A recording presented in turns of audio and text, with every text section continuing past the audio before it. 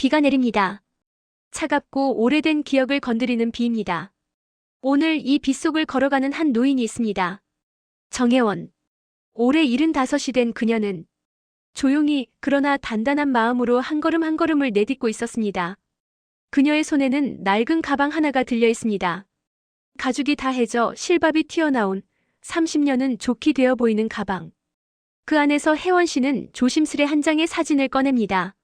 사진은 오래되어 빛이 바랬지만 사진 속 두 사람의 표정만큼은 여전히 선명했습니다. 젊은 시절의 혜원 씨, 그리고 그녀가 50년 동안 마음속 깊이 숨겨두었던 한 남자 도윤.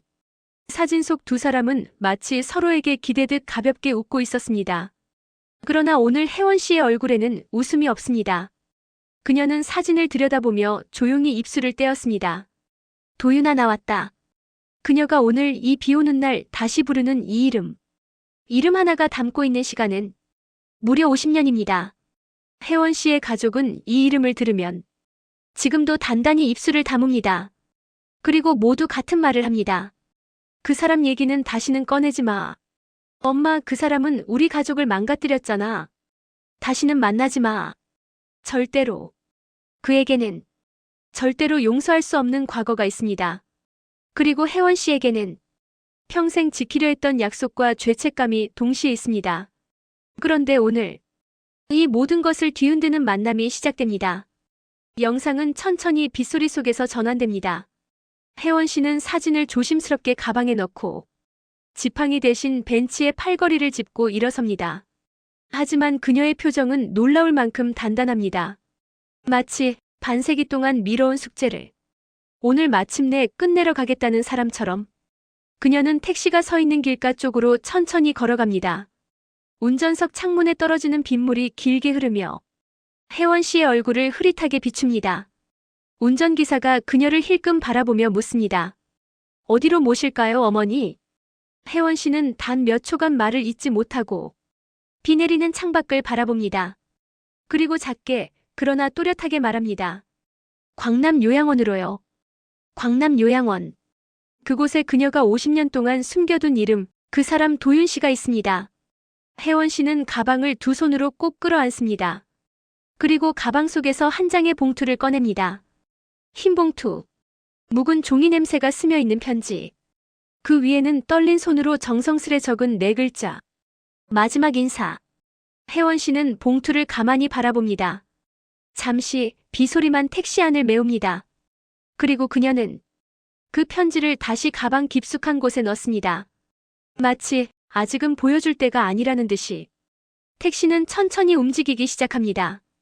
창밖의 빗방울은 흐르는 시간처럼 유리창을 타고 길게 흘러내립니다. 가로등 불빛이 길게 번지며 과거와 현재를 흐릿하게 섞어 놓습니다. 혜원 씨는 창밖을 보며 작게 중얼거립니다. 정말 괜찮겠지? 이제는 늦지 않았겠지? 그녀의 눈에는 깊은 후회도 두려움도 그리고 아주 작은 기대도 담겨 있습니다. 그렇습니다. 오늘 혜원 씨는 그 누구에게도 말하지 못한 반세기의 비밀을 마주하러 갑니다. 그리고 이 만남은 혜원 씨 가족의 삶을 완전히 뒤흔들 반전의 시작이 됩니다. 그 여정은 지금부터 시작됩니다. 광남 요양원으로 향하는 택시 안. 차창에 흐르는 빗물 너머로 보이는 도심은 과거와 현재가 뒤섞인 듯 흐릿하게 흔들립니다. 혜원 씨는 창문을 바라보며 조용히 과거를 떠올립니다. 오늘 이 길을 오기까지 그녀는 50년이라는 시간을 돌아서 와야 했습니다. 그 시간 속에는 사랑과 상처, 선택과 후회, 그리고 누구에게도 말할 수 없었던 한 사람이 있었습니다. 그 사람 도윤. 혜원 씨의 젊은 시절 20살이 갓 넘던 그녀는 작은 미용실에서 일을 배우고 있었습니다. 그 시절 그녀는 집안 형편 때문에 대학은 가지 못했지만 늘 웃고 늘 밝고 늘 따뜻한 사람이었습니다. 마을에서도 혜원이는 인물이 반반하다. 손이 야무지다. 이런 말들이 오갔지요. 그리고 그때 마을에 한 남자가 이사 옵니다. 서울에서 내려온 청년 도윤. 군 제대 후 몸이 좋지 않아 요양 겸 고향 근처로 내려온 남자였습니다. 그는 말수가 적고 다소 무뚝뚝했지만 누구보다 성실하고 고든 사람이었습니다. 하지만 그의 눈에는 늘 작은 그늘이 드리워져 있었습니다. 젊은 혜원은 미용실 앞에서 빗자루질을 하다가 갑자기 휘청거리며 넘어지려는 도윤을 붙잡습니다. 어머, 괜찮으세요? 얼굴이 너무 창백한데. 도윤은 민망한 듯 시선을 돌리며 말합니다. 갑자기 어지러워서요. 죄송합니다. 혜원은 그를 보며 가슴이 미묘하게 두근거리는 걸 느낍니다. 평생 시골에서만 살았던 그녀에게 도윤의 모습은 조금 특별해 보였거든요. 그날 이후 두 사람은 마을에서 자주 마주치기 시작했습니다. 비가 오면 혜원은 우산을 씌워줬고 도윤은 무겁게 든 물건을 대신 옮겨주곤 했습니다. 짧은 인사가 길어지고 길어졌던 대화가 어느새 서로의 하루를 묻는 사이가 되었다는 것. 그건 정말 자연스러운 일이었습니다. 여름의 끝자락 두 사람은 강가를 걷다가 어쩌다 서로의 손을 잡게 됩니다. 처음엔 잠깐 스친 손이었지만 그 짧은 순간이 두 사람의 마음을 확실히 묶어버렸습니다. 우리 앞으로도 자주 만날 수 있을까요? 제가 잘 지낼 수 있다면요. 혜원 씨는 그때까지도 몰랐습니다. 도윤이 왜 그렇게 조심스러웠는지, 그가 왜 자신에게 마음을 드러내면서도 늘 한 발 물러서려 했는지. 하지만 그 시절의 혜원은 그런 도윤의 모습까지 모두 사랑스러웠습니다. 둘은 강가를 거닐고 작은 국수집에서 소박한 식사를 함께하고 밤이면 별을 보며 이야기를 나누었습니다. 그 시절 혜원 씨의 세상은 도윤이 전부였습니다. 하지만 그 행복은 오래가지 않았습니다. 어느 날 도윤이 몸을 가누지 못하고 쓰러졌습니다. 심한 기침과 함께 피를 토하던 밤, 혜원 씨는 그 충격을 아직도 잊지 못합니다. 그때 그녀는 처음 알았습니다. 도윤의 병이 단순한 허약함이 아니라는 것을. 그리고 다음 날 도윤의 집에서 받은 한 통의 편지에서 모든 비밀을 마주하게 됩니다. 한지 위에 적힌 짧은 문장 하나. 나는 오래 살지 못할 걸 알고 있습니다. 그 순간 혜원 씨의 세계는 무너져 내립니다. 그녀는 그 문장을 수십 번도 넘게 읽었습니다. 그리고 그 문장 뒤에 이어진 마지막 한 줄. 그래서 당신을 떠날 준비를 하고 있습니다. 혜원은 편지를 부여잡고 울부짖었습니다. 도윤은 사랑해서 떠나려 했습니다. 자신이 오래 버티지 못할 것을 알았기에 그녀의 인생을 망치지 않기 위해서.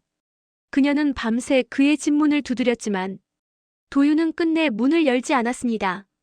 그날 이후 두 사람은 아무 말도 없이 멀어졌습니다.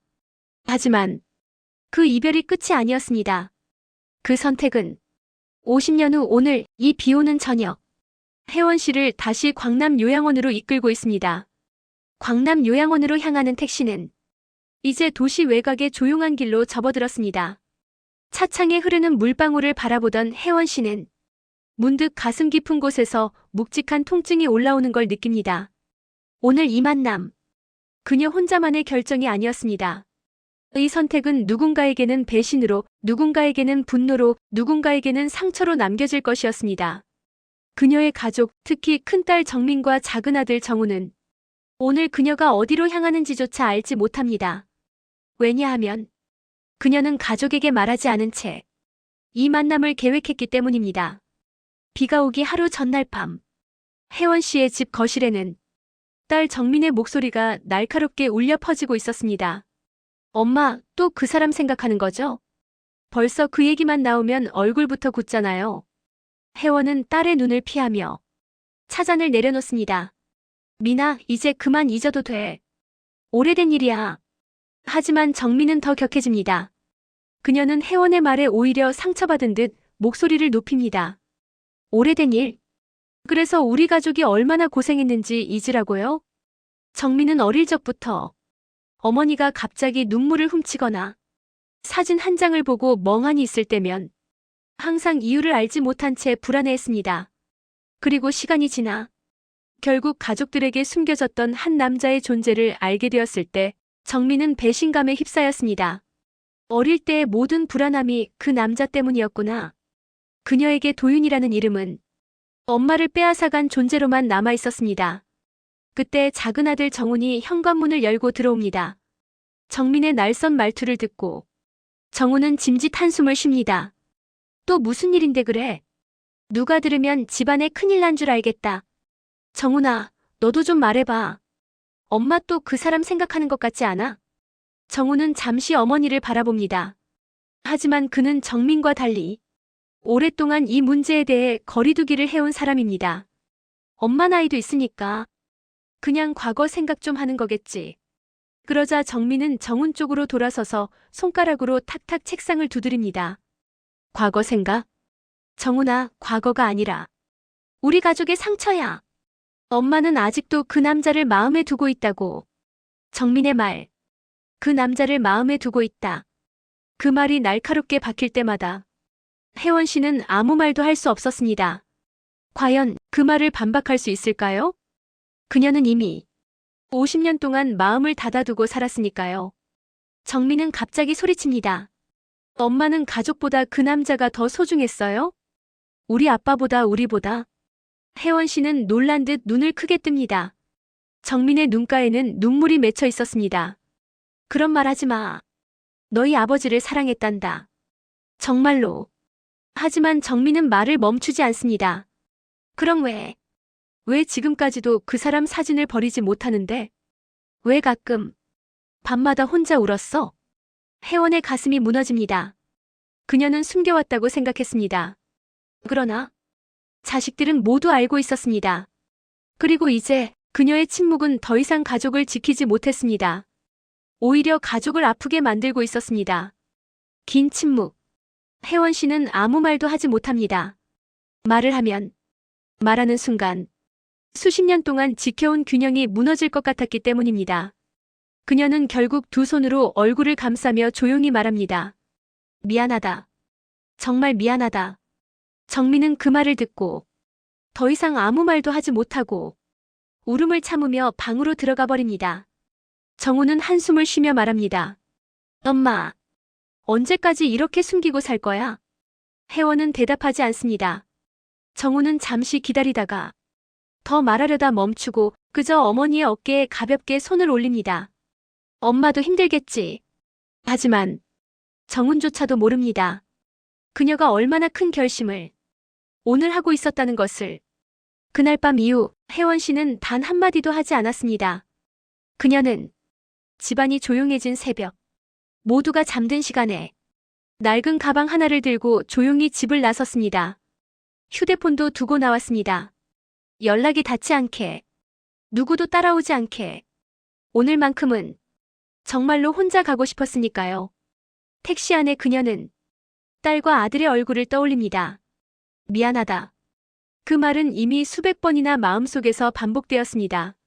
그러나 오늘 그녀가 향하는 곳은 미안함만으로는 해결되지 않는 곳이었습니다. 50년을 걸어 돌아가는 길. 한 사람을 다시 만나기 위한 길.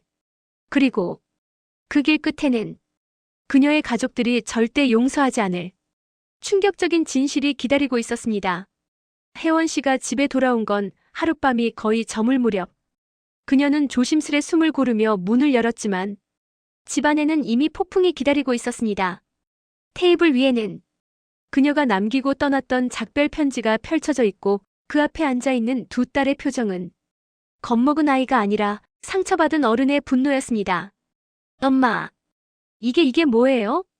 이 편지 진짜로 엄마가 쓴 거예요? 딸의 목소리는 떨렸고 눈은 울다 지쳐 붉어 있었다. 혜원 씨는 손끝이 차가워지는 걸 느끼며 작게 끄덕였다. 그래, 내가 쓴 거다. 순간 작은 딸 자기 첫사랑과 결혼할 수 없었던 이유, 그리고 두 딸을 혼자 키우며 감당해야 했던 50년의 시간을 혜원은 찬찬히 꺼내놓기 시작했다. 난 너희 아버지와 결혼하기 전 한 남자를 사랑했었다. 하지만 집안에서 반대했고 너희 외할아버지가 끌고 가듯 나를 떼어놓으셨지. 그녀는 말을 이어가기 힘든 듯 입술을 삼켰다. 그리고 너희 아버지와 결혼했지만 그 사람의 이름은 한 번도 내 가슴에서 지워진 적이 없었다. 그러니까 우릴 두고 그 남자를 다시 만나러 갔다는 거예요? 엄마는 도대체 우리를 뭐라고 생각한 거냐고. 서연의 목소리는 터지듯 올라갔다. 그동안 억눌러왔던 서운함이 한꺼번에 쏟아져 나오는 듯 했다.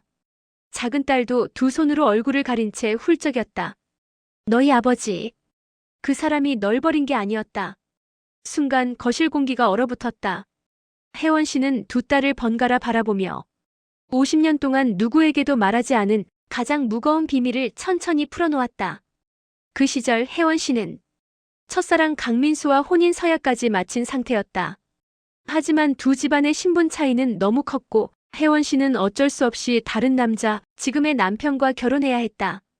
그리고 결혼 후 그녀는 남편의 폭언과 외도, 가정을 돌보지 않는 무책임을 모두 혼자 견뎌야 했다. 그럼에도 그녀는 두 딸을 지키기 위해 참아야 했고 견뎌야 했다. 너희 아버지에게서 도망치려고 내가 집을 나가려 했던 날, 내가 서연아. 내가 문 앞에서 울면서 매달렸잖니.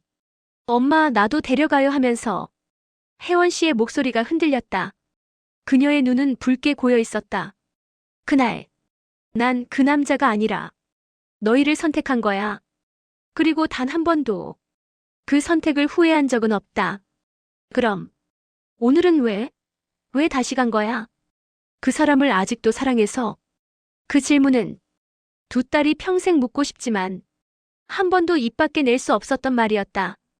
혜원 씨는 천천히 고개를 저었다. 사랑해서 간 게 아니다. 정리를 하고 싶었다. 50년 동안 묻어둔 마음을 이제는 털어놓아야 내 남은 생을 너희랑 편하게 보낼 수 있을 것 같아서. 두 딸은 말없이 서로를 바라만 보았다. 그러다 고개를 떨군 채 마치 어린 시절로 돌아간 듯 서럽게 울음을 터뜨렸다. 그리고 그 울음은 혜원 씨의 마음까지 흔들어 놓았다. 시계는 밤 11시를 넘어가고 있었지만 집안에서는 아무도 잠들지 못했다. 두 딸은 어머니가 자신들에게 감춘 사랑 이야기에 혼란과 배신감 그리고 슬픔을 느끼고 있었다. 혜원 씨는 무거운 회한과 미안함 속에서 잠시도 마음이 편치 않았다. 그날 밤 새 모녀는 50년 동안 풀지 못했던 매듭과 말하지 못했던 상처들을 비로소 마주하기 시작했습니다. 하지만 이 갈등은 아직 시작에 불과했습니다. 폭풍 같던 밤이 지나고 혜원 씨는 잠 한숨 자지 못한 얼굴로 거실 테이블에 앉아 있었다. 그러나 그녀를 더 불안하게 한 건 그날 새벽 도착한 한 통의 문자였다. 카메라가 휴대폰 화면을 클로즈업한다. 정혜원 씨, 꼭 다시 연락주세요. 선생님 상태가 좋지 않습니다. 혜원 씨는 떨리는 손으로 휴대폰을 내려놓는다. 엄마 어제는 미안했어. 근데 오늘은 꼭 이야기 마저 해줘. 엄마가 왜 지금에서야 그 사람에게 간 건지. 딸들의 표정에는 여전히 상처가 남아 있었지만 이제는 진실을 듣고자 하는 간절함도 담겨 있었다. 혜원 씨는 잠시 숨을 고르더니 작은 상자를 꺼냈다. 상자 안에는 편지 2통, 그리고 오래된 병원 진단서가 있었다. 그 편지는 혜원 씨가 젊었을 때 강민수에게서 받았던 마지막 편지였다. 하지만 그녀는 그 편지를 읽은 적이 없었다. 왜냐하면 그 편지가 그녀에게 도착하기도 전에 이미 그녀는 강제로 다른 남자와 결혼식장으로 끌려갔기 때문이다. 카메라가 편지를 천천히 비춘다. 혜원아, 너희 집에서 우리 사랑을 반대하지만 나는 포기하지 않을 거야. 너를 데리러 갈 테니 그날 밤 우리가 처음 만났던 그 다리 아래서 보자. 혜원 씨는 편지를 꼭 쥐었다. 그날 그녀가 그곳에 가지 못했기에 모든 인생이 바뀌어버린 것이다. 엄마, 그러면 그 사람은 엄마를 계속 기다렸던 거예요? 그래. 50년 동안 한 번도 결혼하지 않았다고 하더라. 그 말에 두 딸은 숨을 삼키듯 조용해졌다.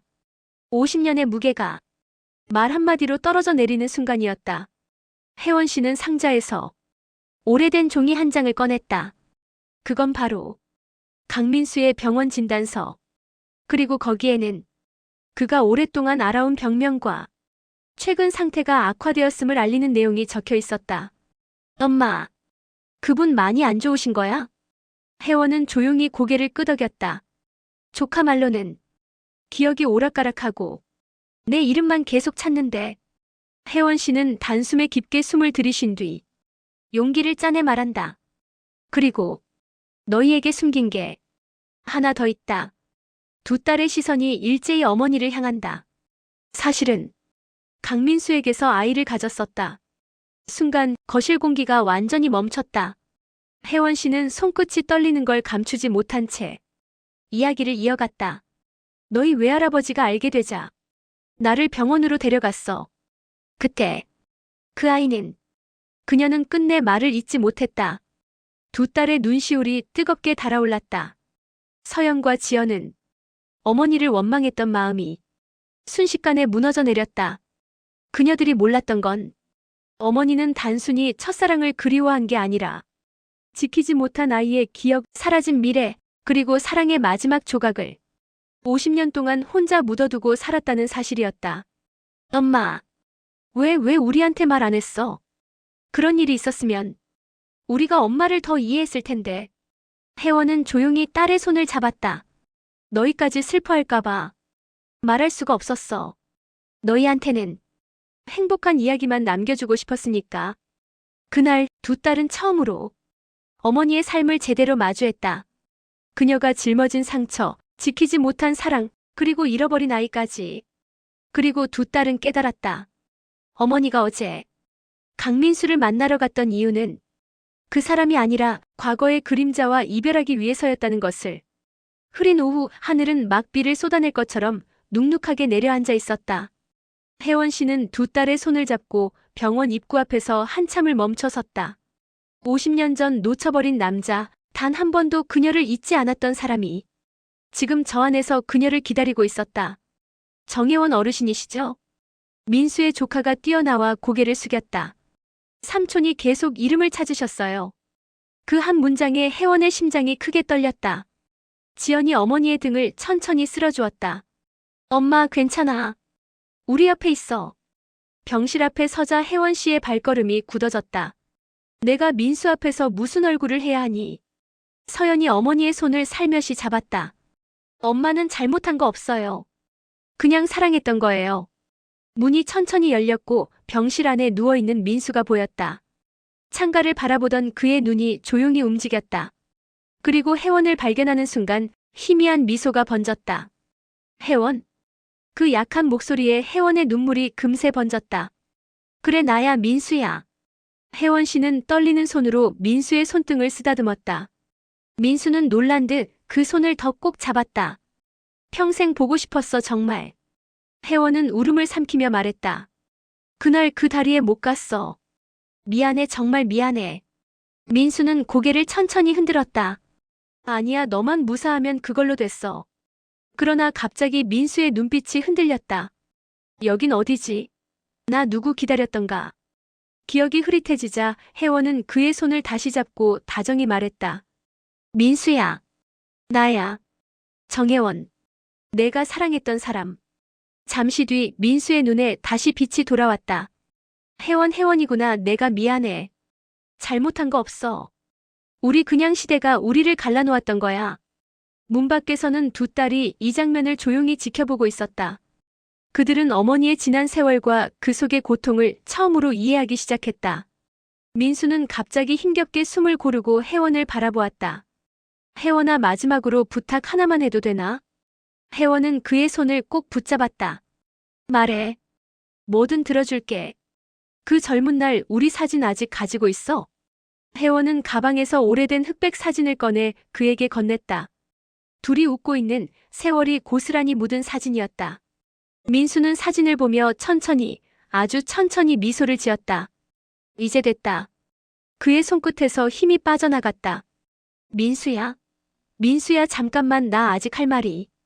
혜원 씨는 떨리는 손으로 민수의 뺨을 만졌지만 민수는 더 이상 대답하지 않았다. 혜원은 울음을 삼키며 그의 얼굴 위에 손을 올렸다. 문 밖에서 지켜보던 두 딸은 조용히 어머니를 끌어안았다. 그들은 그제야 깨달았다.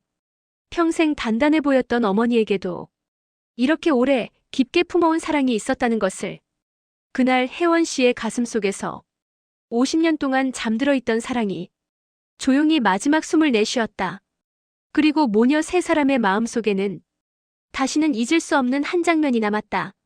민수의 장례식이 조용히 끝나고 혜원 씨와 두 딸은 조용한 빈소구석에서 서로의 손을 맞잡고 있었다. 슬픔은 어느 정도 가라앉았지만 그 감정은 단순한 상실을 넘어 혼란과 죄책감, 그리고 설명할 수 없는 깊은 여운으로 뒤섞여 있었다. 그때였다. 민수의 조카가 조심스레 다가왔다. 저기 이건 삼촌이 돌아가시기 전에 남긴 겁니다. 그는 낡은 봉투 하나를 혜원에게 건넸다. 엄마, 그게 뭐야? 글쎄, 민수가 남긴 편지인가 봐. 혜원 씨는 두 손으로 봉투를 조심스레 뜯었다. 안에는 오래된 결혼 증명서와 한 장의 유언장이 들어있었다. 그리고 그 맨 위에는 작게 적힌 문장. 혜원에게 진실을 남긴다. 혜원의 손이 잠시 떨렸다. 두 딸도 숨을 죽이며 그 문서를 바라보았다. 편지를 펼치자 민수의 둥근 필체가 눈에 들어왔다. 혜원아, 만약 이 편지를 내가 보고 있다면 나는 아마 너 앞에서 마지막 미소를 지은 뒤일 거다. 내가 평생 너에게 말하지 못한 진실이 하나 있다. 50년 전 우리가 만나기로 했던 그날, 내가 오지 않은 이유를 나는 원망하지 않았다. 그러나 내가 떠난 후 나는 더 큰 비밀을 알게 됐다. 내 아버지가 나를 찾아와 너와 내 가족이 어떤 위험 속에 놓여 있는지 말해줬다. 너희 집안과 얽힌 돈 문제, 그리고 협박. 그날 다리에 오지 말아달라고 부탁한 건 사실 너의 아버지였다. 그 순간 혜원은 숨이 멎은 듯 멍해졌다. 아버지가? 우리 아버지가 민수를? 조용히 울먹이던 지연이 물었다. 엄마는 정말 몰랐어? 몰랐어, 난 아무것도. 혜원의 눈가에서 눈물이 다시 흘러내리기 시작했다.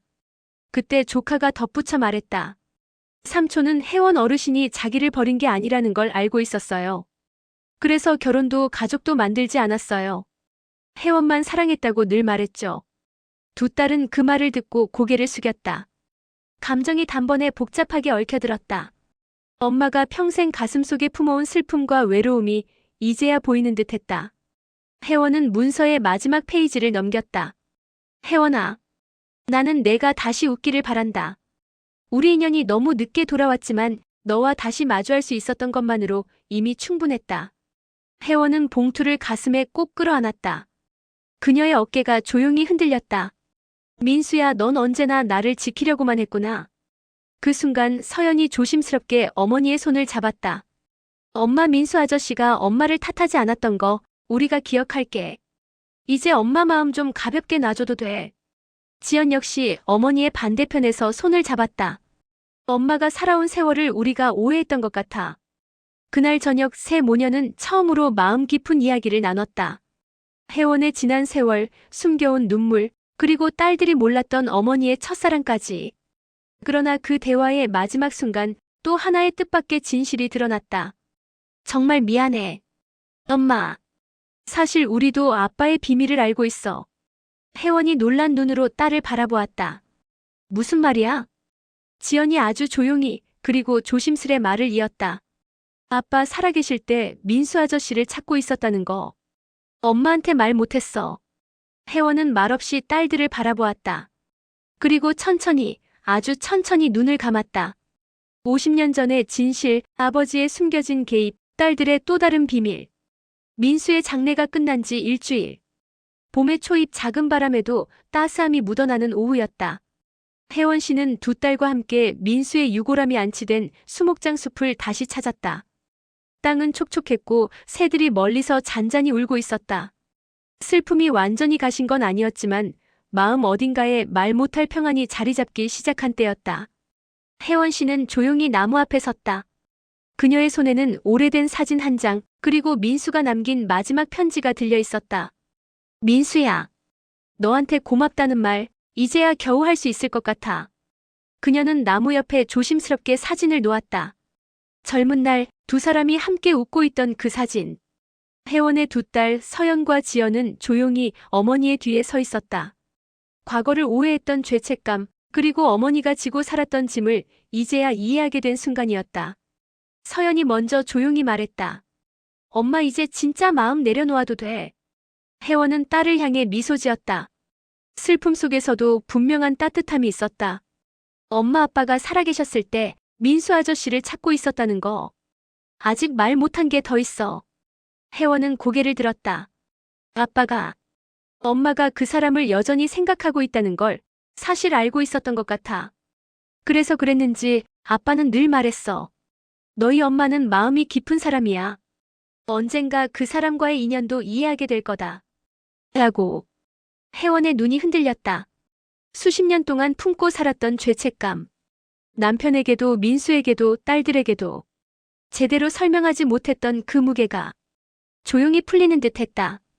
혜원 씨는 나무를 향해 다시 고개를 숙였다. 민수야. 정말 미안했고 정말 고마웠어. 너는 늘 나를 기다렸고 나는 그걸 이제 알았네. 그녀는 가만히 편지를 접어 유골함 옆에 내려놓았다. 나무 아래 무릎을 꿇었다가 일어난 혜원은 두 딸에게 조용히 말했다. 얘들아. 나 남은 인생 조금은 나를 위해 살아볼까 해. 딸들은 눈을 마주치고 환하게 미소 지었다. 엄마가 이제부터 어떻게 살든 우린 응원할게. 엄마는 이제 사랑받아도 돼. 혜원 씨는 나무를 한 번 더 쓰다듬었다. 바람이 잔잔히 불었다. 마치 민수가 그 바람 속에서 미소를 짓고 있는 듯한 느낌이었다. 혜원 씨의 인생은 지금까지 슬픔, 상실, 오해, 침묵으로 가득했던 길이었다. 하지만 오늘 그 길은 누군가의 사랑으로 다시 이어지고 있었다. 사람은 누구나 말하지 못한 사랑을 품고 살아갑니다. 그리고 때로는 그 사랑이 너무 늦게 돌아오기도 하지요. 하지만 늦었다고 해서 사랑이 아닌 건 아닙니다. 혜원 씨가 다시 걷기 시작한 인생길. 그 길 위에 남은 것은 후회가 아니라 마침내 이해받은 마음이었습니다. 카메라가 천천히 하늘을 비춘다. 햇빛이 숲 사이로 부서져 내려온다. 그리고 그 따스한 빛 속에는 언제나 곁에서 지켜보고 있을 한 사람의 마음이 깃들어 있었습니다.